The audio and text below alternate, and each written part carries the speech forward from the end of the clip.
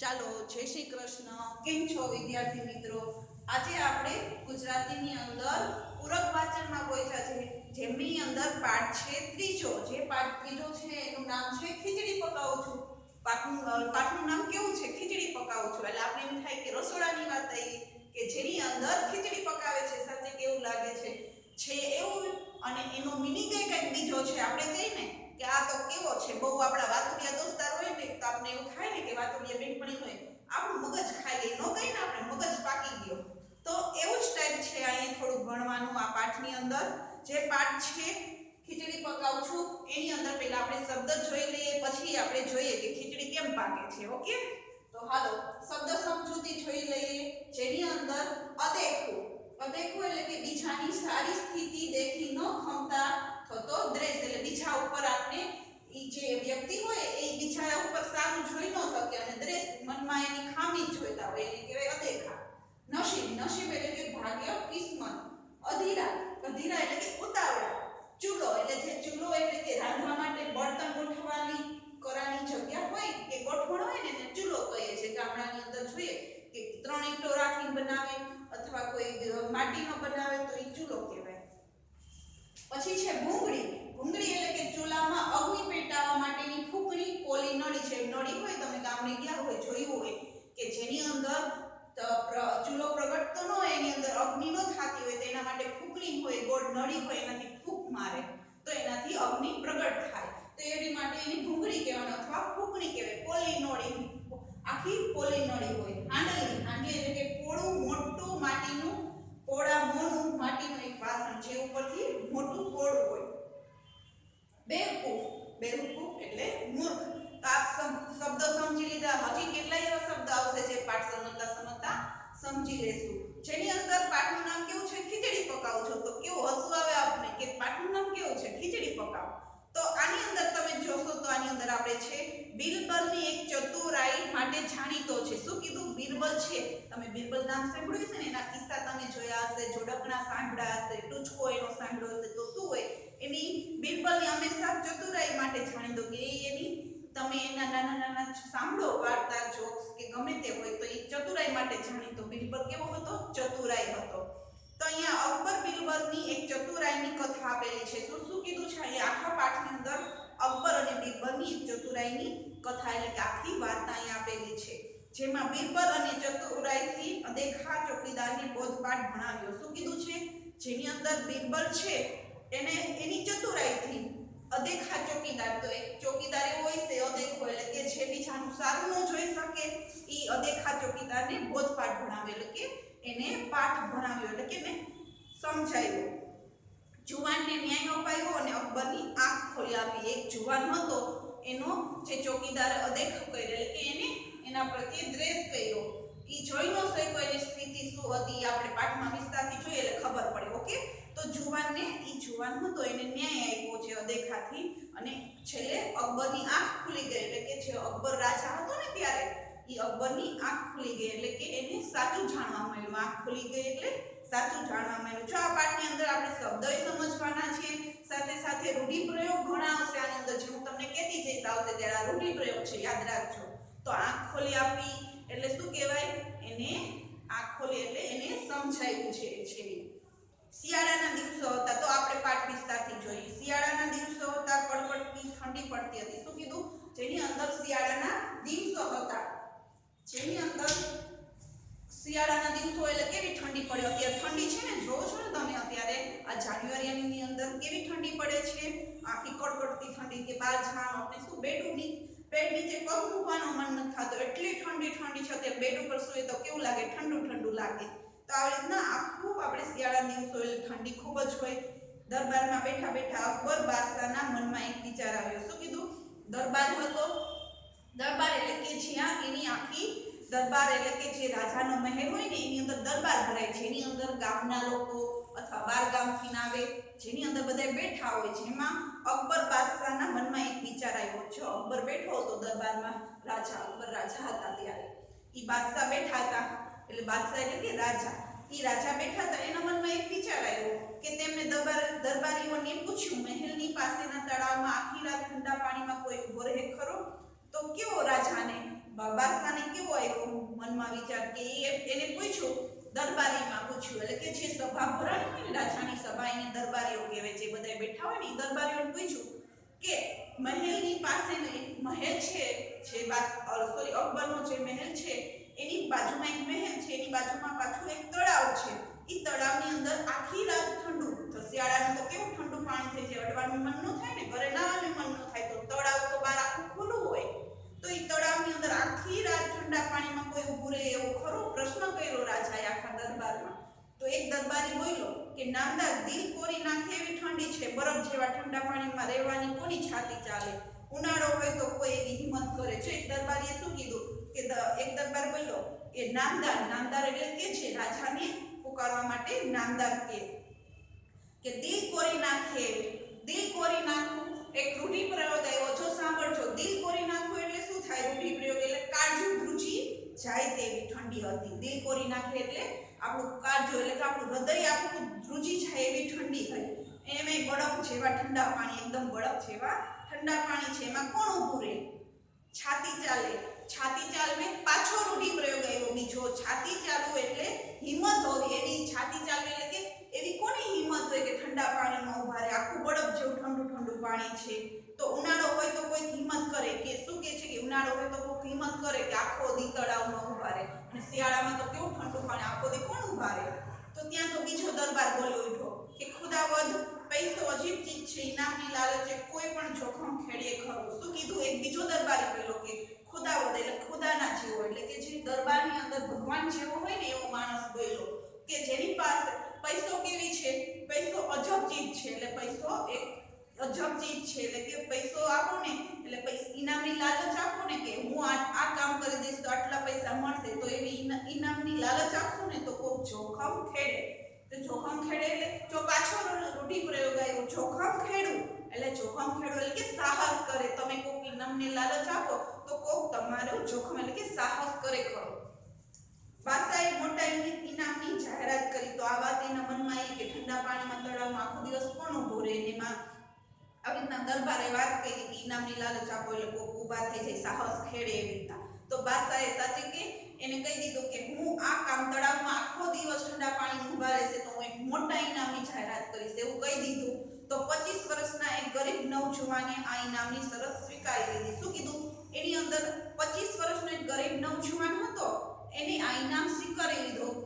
તો આથી બાદશાહે તળાવની ચારે બાજુ કડક ચોકી પહેરો ગોઠવ્યો, નવજુવાન આખી રાત ઠંડા પાણીમાં ઊભો રહ્યો. જો શું કીધું, 25 વર્ષનો જે ગરીબ હતો ને નવજુવાન, એને આ ઇનામની શરત સ્વીકારી લીધી અને એ તળાવની અંદર ઊભો રહી ગયો. એ તળાવમાં ઊભો રહે એટલે બાદશાહે, જે અકબર છે, અકબર બાદશાહે તળાવની ચારે બાજુ ચોકીદારનો પહેરો કરી દીધો છે, એના માણસો ચોકીદાર હતા ગોઠવી દીધા, અને નવજુવાન આખી રાત ઠંડા પાણીમાં ઊભો રહ્યો. સવારમાં બાદશાહે તળાવ પાસે આવીને જોયું તો નવજુવાન પાણીમાં ઊભો ઊભો પ્રાર્થના કરતો હતો. સવારમાં બાદશાહે વાત જોયા, આખી રાત તો ઊભો રહ્યો, રાતે તો થોડાક જાય, અકબર તો શું હતા, રાજા હતા, એ થોડીક ચોકી કરવા જે ચોકીદાર રાખ્યા હતા. પછી સવારમાં ઉઠી બાદશાહે કીધું, બાદશાહ આવ્યા અને સવારમાં તળાવ પાસે બાદશાહ આવીને જોયા તો નવજુવાન શું કરતો હતો, ઊભો ઊભો ભગવાનને પ્રાર્થના કરતો હતો, અને બાદશાહે એને શાબાશી આપી.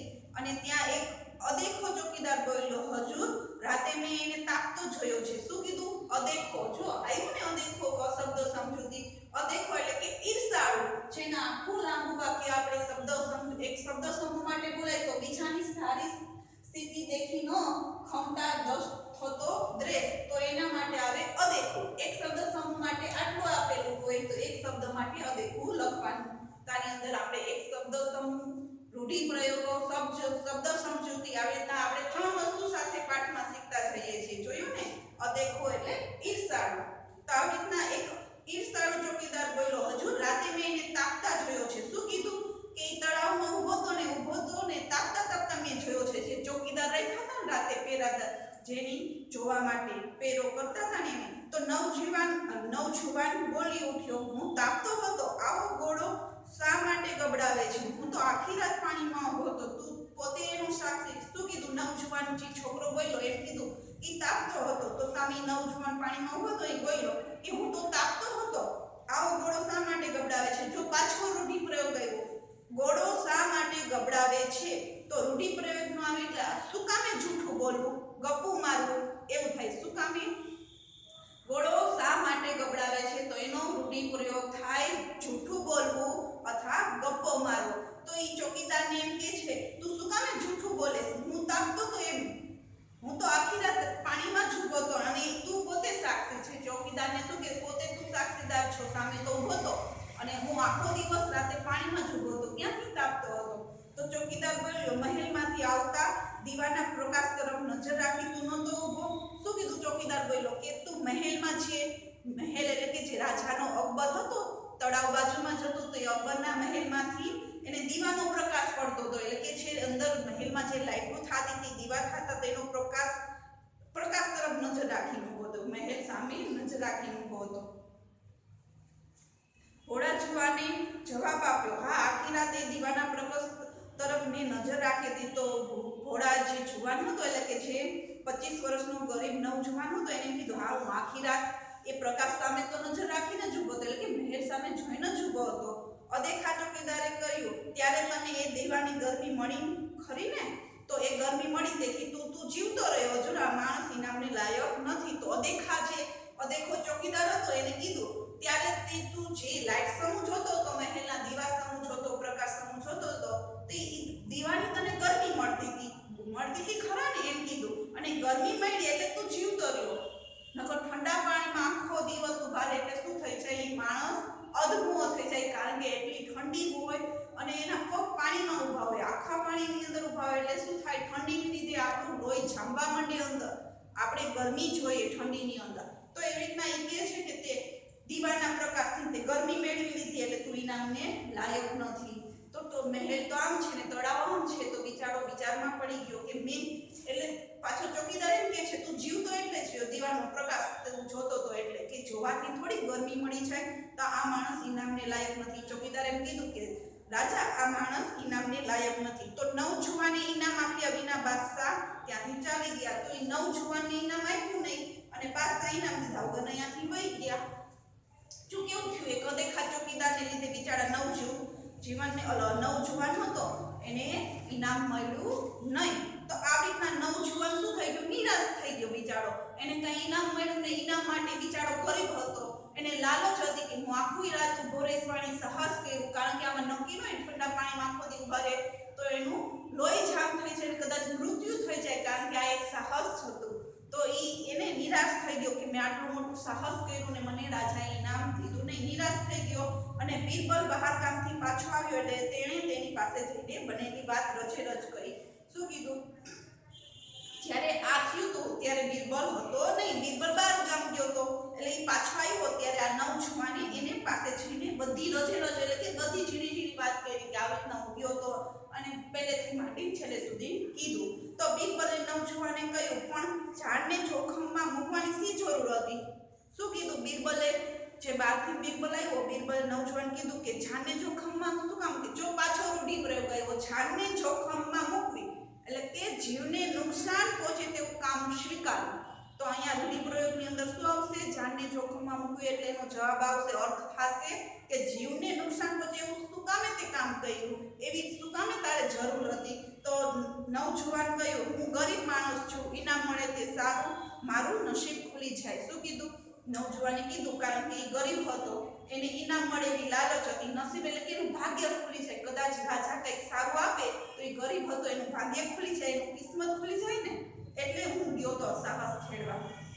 બીરબલે તેને ધીરજ રાખવાનું કહી વિદાય કર્યો. શું કીધું? બીરબલે કીધું તું ધીરજ રાખ, હું કંઈક કરું છું. એવી રીતના અહીંયાથી બીરબલ વિદાય એટલે કે અહીંયાથી નીકળી ગયો. બીરબલ બહાર ગામથી પાછો આવ્યો છે એની ખબર બાદશાહને મળી. તેણે તરત બીરબલને બોલાવવા માટે સિપાહીને મોકલ્યો. શું કીધું? બીરબલ અકબરને બીરબલને સારું બનતું હતું. જો એને અકબર ભલે રાજા હતા પણ એ બીરબલને સરખી રીતે સાચવતો હતો. પણ બીરબલ બહાર ગામથી પાછો આવ્યો એટલે એ તો બાદશાહને ખબર પડી ગઈ, અકબરને ખબર પડી ગઈ એટલે તરત જ બીરબલને મોકલવા માટે સિપાહીને મોકલ્યો. અને સિપાહી બીરબલને ઘરે જઈને તેના નોકરને બાદશાહને સંદેશો કર્યો. બીરબલને કહેવડાયું, અત્યારે હું ખીચડી પકાવું છું, એ તૈયાર થાય કે ખાઈને તરત જ બાદશાહ પાસે આવે. શું કીધું? જે સિપાહીએ મોકલ્યા, અકબરે જે સિપાહીને મોકલ્યા તે બીરબલની ઘરે ગયા. બીરબલની ઘરે ગયા અને જઈને એને નોકરે કીધું કે બાદશાહનો સંદેશો છે કે બાદશાહનો કીધું છે કે તમે કેવડાયું છે કે બીરબલને અત્યારે અત્યારે બાદશાહને મળે. તો શું કીધું બીરબલે કીધું કે હું અત્યારે ખીચડી પકાવું છું. શું કીધું બીરબલ ખીચડી પકાવતો હતો એટલે કે ખીચડી બનાવે છે બીરબલ એટલે કે હું ખીચડી તૈયાર થઈ જશે એટલે તરત બાદશાહ પાસે આવી જશે એટલે કે હું અકબરના મહેલમાં આવી જઈશ. કલાક પછી સિપાઈ પાછો આવ્યો એટલે વળી બીરબલ બહાર આવી તે સંદેશો મોકલાયો. જો કલાક થઈ ગઈ તો વળી પાછો સિપાઈ પાછો આવ્યો અને બીરબલ પાસે આવીને કીધું સંદેશો મોકલ્યો છે. શું કીધું કે વળી કલાક વીત્યો પણ બીરબલ જણાયો નહીં. શું કીધું વળી કલાક થઈ ગઈ તોય બીરબલ આવ્યો નહીં. વળી પાછો એની સિપાઈને મોકલ્યો કે કલાક થઈ ગઈ તોય બીરબલ દેખાણો નહીં, જણાયો નહીં એટલે કે દેખાણો નહીં. એટલે વળી પાછા બાદશાહ અધીરા થયા. એટલે બાદશાહ અધીરા થયા એટલે ઉતાવળા થયા. બાદશાહ ઉતાવળા થયા. જે અકબર છે એ ઉતાવળા થયા. તેઓ મનમાં બોલ્યા આ તે કેવી ખીચડી પકાવે કે 2 કલાકે પણ ચડી નહીં ને ચાલ જઈને જોઉં તો ખરા. એટલે બાદશાહ તો અધીરા થયા. 2 વાર મોકલાયા સિપાઈને તોય હજી ખીચડી ચડી નથી. ખીચડી પકાવો કર્યા રાખે છે. તો બાદશાહ તો અધીરા થઈ ગયા એટલે કે ઉતાવળા થઈ ગયા. મનમાં બોલ્યા આ તે વળી કેવી ખીચડી પકાવે છે કે 2 કલાક સુધી ચડી નથી ખીચડી.